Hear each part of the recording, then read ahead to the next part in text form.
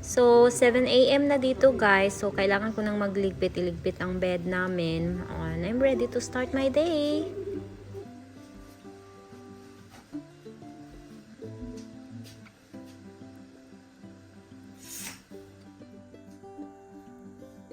And then, after ko magligpit guys, sinek ko agad si Victoria sa room niya. And timing naman guys is gising na siya. Naghihintay siya sa mama niya. Very good, Victoria.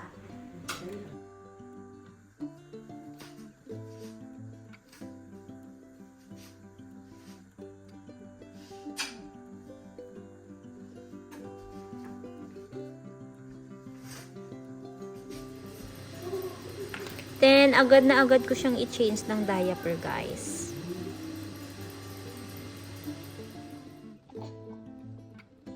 Then, pinapainom ko siya ng milk about 5 ounces. Then, magpapump na naman ang mama.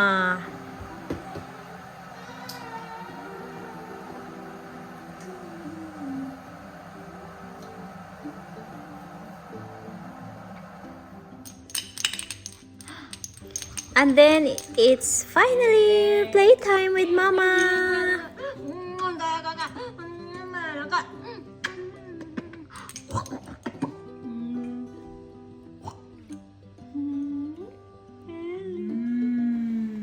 And then, pinapakain ko na naman siya ng rice cereals with squash puree. Minimix ko siya guys para masarap-sarap din. It's so boring kasi pag just rice cereals lang.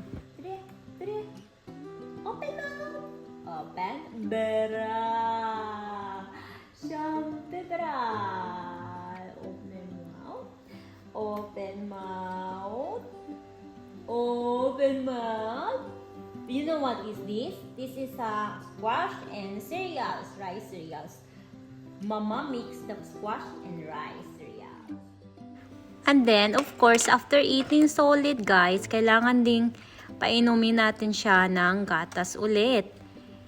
It's fine na hindi ko na siya pinapainom ng tubig, guys, kasi sa breast milk it contains water din. And then, after niyang uminom ng gatas, guys, at napapaburp, hinihili ko na naman siya para mag-nap.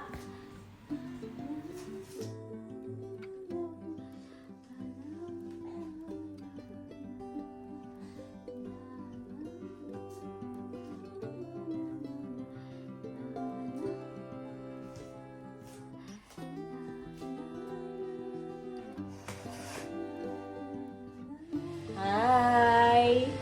So, Victoria is up from a nap and we're going to change diaper. Yeah, let's do it, Victoria. Guys, my name is Mama Amy and this is my only daughter, Victoria. I-share ko lang sa inyo guys ang daily routine namin ni Victoria guys. Like, mga around 7 AM guys, nagigising na ako niyan at saka nagta-tidy up ng bed. Importante sa akin ma-tidy up ang bed kasi pag hindi dahil mag-aalburutok ang brain ko dahil ayoko nang kalat. Tapos after that, chine-check ko si Victoria kasi mostly 7 to 7:30 gising na siya eh. So, yun, chine-check ko siya. Hello! Kinukuha ko siya agad guys para mag-change ng diaper. Kasi syempre puno na yan from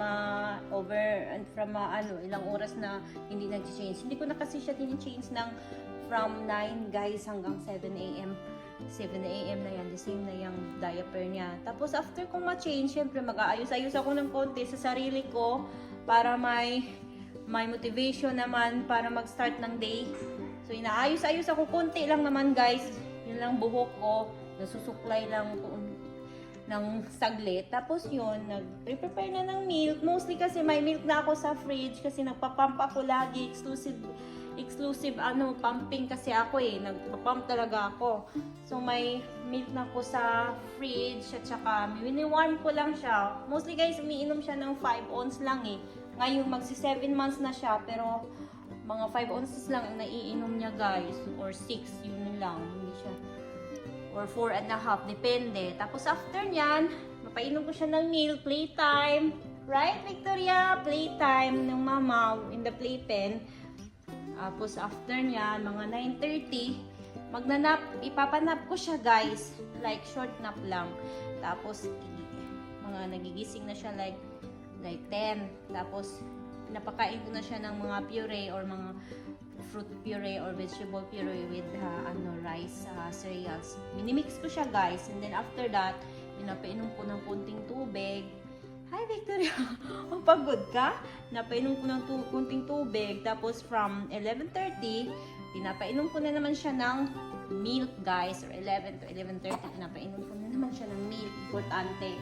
Tapos from 12:15 to 12:30, magnanap na naman to siya guys. So, ang mama makagawa ng mga household chores. Makakapagligpit, makakapagluto, lahat-lahat na. And then, from 2 p.m., pinapamilk ko na naman siya guys. Kukuha na naman ako ng breast milk na pinapump ko sa...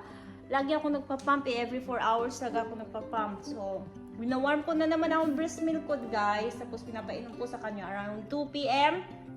And then yun, from that 2 p.m. to 4, entertainment time, nagpe-play time, or walking outside, or kung tinatamad, sa balkonahe lang kami guys, upo-upo. And then, pinapanap ko din si Victoria ng like 2:30 to 3. Something ganyan. Depende kasi yun eh. Tapos yun, nagigising na yan siya like 4 na naman, pinapakain ko naman siya ng dinner, like 4:30, pinapakain ko na naman siya ng dinner. Kasi 2 times na to siyang kumakain a day ng solid. So, after ko siyang pinapa-dinner, like mga mashed potatoes or mga kahit anong mash, kahit anong mga puree, na healthy puree, pinapakain. After that, pinapainom ko siya ng milk na naman guys, na mga 5 p.m. pinapainom ko na naman siya ng milk guys. Tsaka may nap din siya, like mga 20 minutes lang, pero optional lang yun siya guys. Dapat hindi talaga long ang nap niya kasi pag long, maruruin ang routine niya na matutulog na siya. Supposed to be like 8 to 8:30 o pinaka-late na yung 9. Kaya ginigising ko talaga siya. Hindi ko siya pinapanap ng mahaba para masunod yung routine niya. Tapos yun,